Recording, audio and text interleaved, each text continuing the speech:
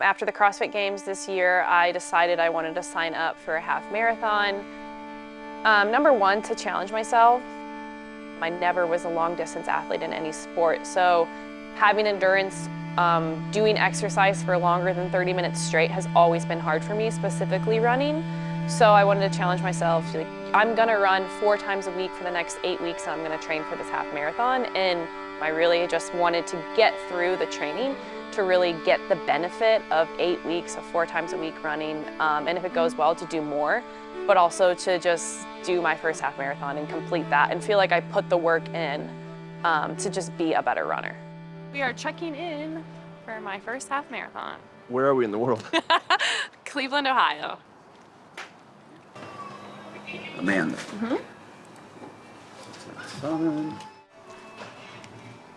Here you go. Thank you. Thanks. Hi.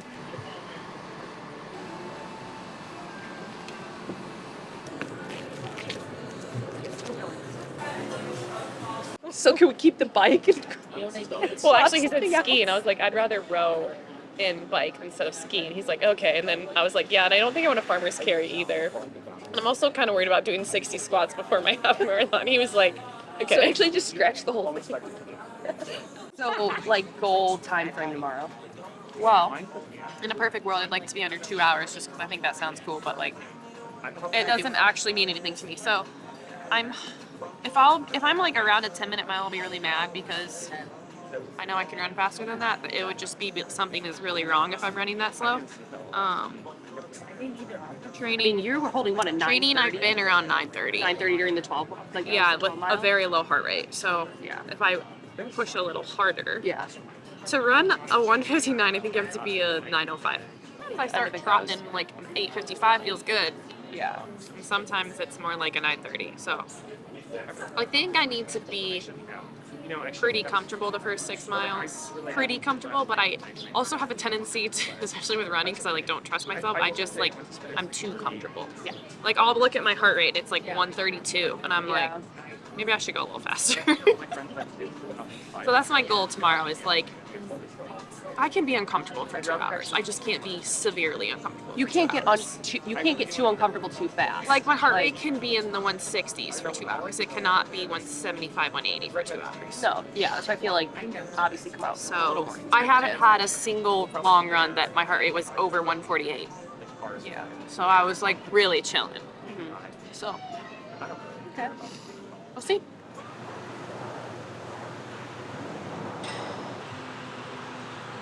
I mean, Tom and Heidi were like technically my first CrossFit coaches. Like, what year was that? End of 13.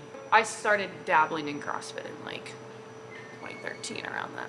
2014, Amanda was swimming, and we were like, hey, can we just put you on our open roster, and you could just like do these workouts and contribute to our team score? I was like, I don't know what you're talking about. So she did. So I think if you look at your leaderboard for that year, I only did good. I only did good. she only did like a couple workouts for us. Yeah, I went to gym. I was like, hey, Heidi, I did 1 double under. Now what? I'm like, you're good. Don't worry about this workout. Let's wait for the strength one. The deadlift one. Just that deadlift Box joke, yeah. It really killed me. Yeah.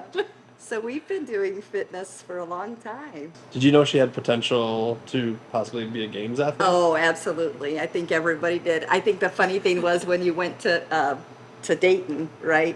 And we were like, oh man, that gym has no idea what they're getting. Like they just hit the jackpot of all athletes.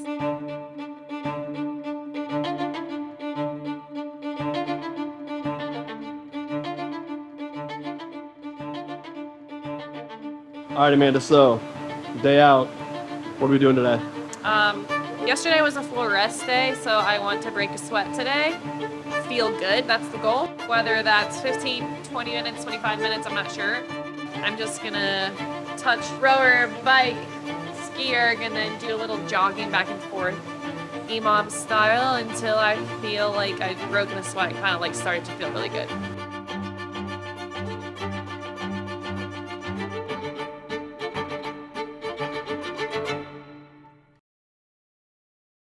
That's 20.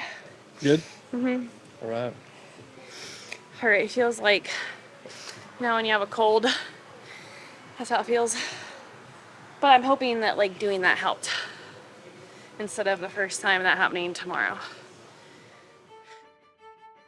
I have taken extreme endurance for 5 or 6 years now. All of the research that it actually does have effects on your ability to recover and your fitness and training. I don't know, I just think it'd be silly to not take something if it's proven to actually work. And I don't know, I just have felt a difference ever since taking it. The ability to go in workouts and the ability to keep going especially. But yeah, I definitely think you notice it like in the high intensity workouts, ability to keep going. Take extreme endurance if you care about your performance. There's not that many supplements out there that are proven to actually work. There's so many supplements out there and a lot of them don't work. So if there's one out there that you know actually works towards your performance, why would you not take it? What have you done in the games that's been comparable? Marathon row. That was rough. That was just distance, like for the amount of time exercising. That's the longest thing we've ever done. Going into this, I kind of expected it to be a challenge. Like anything that's typically long, I don't do good in. I just want to challenge myself and have put the training in to run a half marathon and to challenge myself during the actual race. To be uncomfortable for 2 hours is a long time. My Achilles just started hurting, so Okay. it's like made it to this point at least. Over the hump. Want to run the whole time, finish the race, and feel good about it mostly. So before the race, I'll definitely have hydro to make sure I'm getting enough salt and electrolytes in. During the race, I'll have more of that, and I will have Fuel 5. I have one of those waistbands with little water bottles in it, so I'll have salt hydration and Fuel 5 carbs in both of those.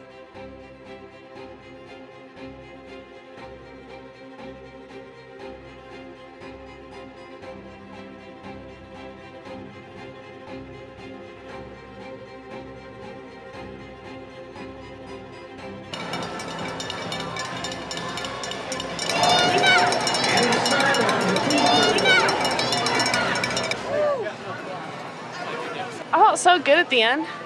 You felt good? Yeah, like once it sounds so dumb, but I feel like my calves just kind of got used to it. Yeah. Like once I hit 8 miles, it like got better the rest of the way. But like 1 to 5 was okay, I was just timid, and then like 5 to 8 was pretty painful. Yeah. And then all of a sudden it was just like, it was fine. We were just letting her draft off. She got a little bit of a second wind, she's got like a second wind right at the end with the mile left, and it was a really big downhill at the end, so I think that helped too. She said everything feels fine, it's just my calves. My calves are just demolished, but I think at that point it was almost just like numb. What about this morning before the race? Anything?